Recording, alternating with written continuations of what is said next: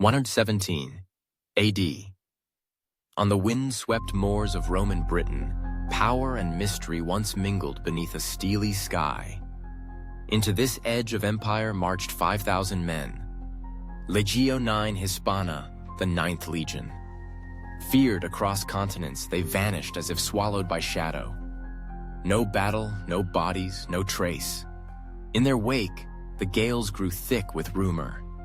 Locals whispered of marching feet in mist, Latin words echoing by moonlight, armor glinting where there should be only trees and heather. Every generation retold the legend, a legion lost, but never gone. A tale so chilling, it transcends myth. Amid the ruins and rolling fog, some things refuse to die. 2 millennia later, in 2022, at the stately halls of the University of York, history's secrets stirred again. Dr. Amanda Lewis, a brilliant historian with a passion for Britain's Roman past, received a package without warning. It arrived cradled in burlap, brittle with age, burned at the edges. The contents drew her breath short. A stone tablet, shot through with lines of black ash, and to her shock, pulsing faintly with warmth, as if embers slumbered inside. Carved deep in the stone, 5 words flickered in a blood-red glow. Per ignem tenebras. Through fire, darkness. She turned the stone, searching for clues. No return address, no sender's note. Only 6 digits, hand-scratched on the wrapping. GPS coordinates. They pointed to a green knot on the map near the Scottish border, where forests grow too thick for sunlight and the land turns silent after dusk. The locals gave it a name as old as their fear, the Whispering Hollow. No one goes there, they'd warn, especially after sunset. But Amanda's curiosity would not be quieted. What could this relic be? A warning, a key, or a summons? She began to dig, pouring through archives haunted by their own gaps. The deeper she looked, the stranger the story grew. The Ninth. Invincible in Gaul, legends in Germania, brutal and battle-forged by Rome's enemies. Men whose shields had repelled Boudica, whose swords had bitten deep into resisting tribes. By 117 AD, their record should have stretched on. Lists of victories, garrisons, roads built across empire's edge.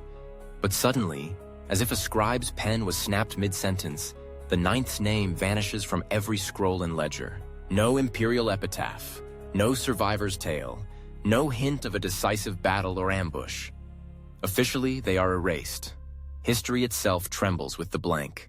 Some scholars, in the centuries that followed, proposed explanations. Perhaps the northern tribes, Caledonians, or Picts ambushed and destroyed them in some forgotten glen, yet searches turn up nothing. No rusted sword, no dented helmet, no bones. They left no graves for mourners, no trophies for their supposed conquerors. Even tribal stories disagree. None boast of slaying the Ninth. Instead, a chill runs through the oral history of the North. Fires in the night, shadows lost to red flame, a curse unleashed by foreign trespassers. Some ancient voices remember a pact, older than Rome, older than the forest itself. And some say the Legion broke it. Amanda traced these whispers until they converged on the forest itself. A borderland between worlds, spoken of in dread. Impossibly, it was exactly where the GPS coordinates pointed. Despite colleagues' warnings, her need to know outpaced her fear. One morning, Amanda set out alone, recorder and tablet in hand. As she stood at the edge of Whispering Hollow, her phone lost signal. Sunlight seemed to pool on the boundary, unable to push through the tangle of ash and oak. The birds fell silent. She noted her pulse, persistent in her ears. She entered. Leaves crunched beneath her boots. Her compass spun aimlessly, as if confused by the earth's own memory. The whisperings promised in legend grew slowly, rising in time with her own heartbeat. Threads of Latin, impossible to catch. Deeper in, noon turned to twilight beneath the boughs. The air pressed close, thick and resistant. After hours winding through shadows, she found ruins. Fluted stone columns, unmistakably Roman, yet charred to the tips. Upon them was carved the same phrase as her tablet, Per ignem tenebras, scorched as if the stone itself had burned. She tentatively ran her gloved fingers along the words.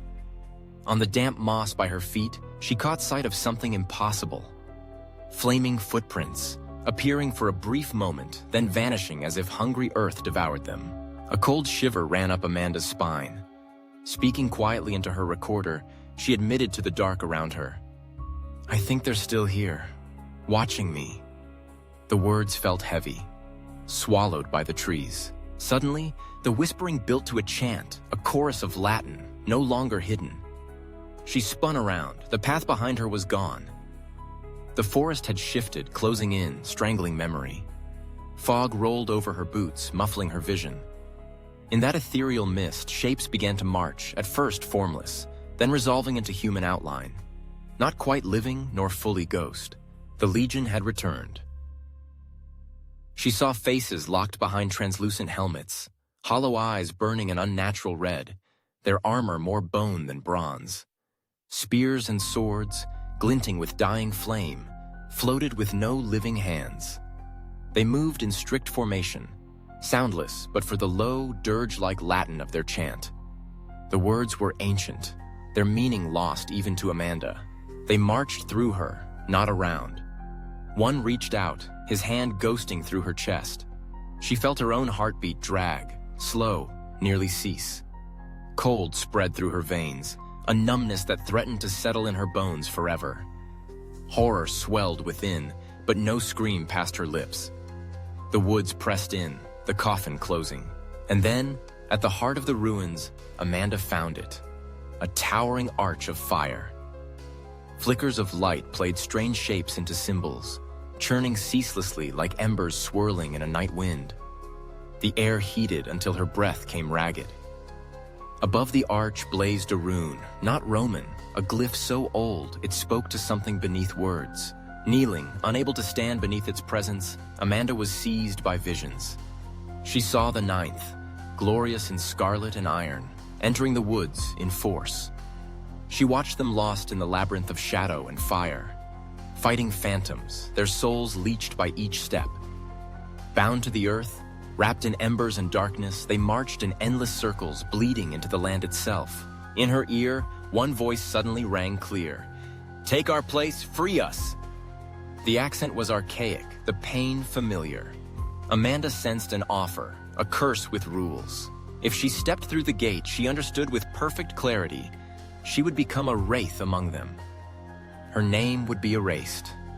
She would be the sacrifice, the key. In exchange, the ninth would be released, vanishing at last to their rest. If she chose instead to retreat, the curse would hold. The Legion would haunt Whispering Hollow forever, stirring only for those who trespass. Memory flickered, the loss of her own warmth, the furious need to flee against the weight of pity for souls trapped by ancient sin. In that moment, the Legion fell silent as if awaiting her judgment. Amanda's decision shattered the vision. Darkness closed in. After her disappearance, days turned into weeks. Search teams combed the forest, finding neither path nor pillar, only rings of blackened moss and the charred bones of ancient trees. Amanda's backpack was found caught on a branch, her personal belongings soaked and ruined by the endless drizzle of British spring. Her phone was a puddle of melted plastic, irretrievable. But curiously, her recorder and camcorder lay nearby, untouched by flame. Authorities reviewed the camcorder's footage. Most files refused to play, their images warped and streaked, haunted by static. Only one frame remained. Amanda herself, eyes wide, face frozen in terror, surrounded by ranks of faceless men forged of smoke and shadow.